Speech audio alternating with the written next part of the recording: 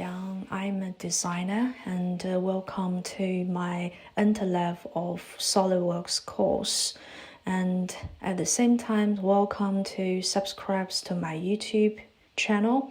Let's dive into the world of Solidworks. Solidworks is a parametric 3D modeling software. It differs from Rhino is that it contains all feature history, which means it can go back to any previously features to modify the parameters of those features.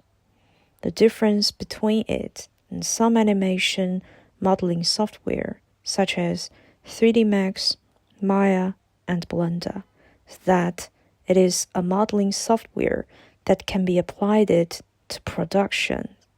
It is very accurate in size and can achieve assembling between components. So the users of SolidWorks are usually industrial designer, mechanical engineers. The similar softwares includes UG and Pro-E.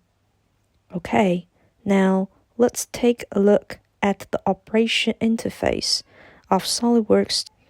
In the Welcome interface, we click the part to enter. The top bar is the menu bar. Next to the menu bar is the quick toolbar. Below the menu bar is the project area. The left column of this page is the model tray. The middle area is the drawing area. The right column of the entire page is the task pane.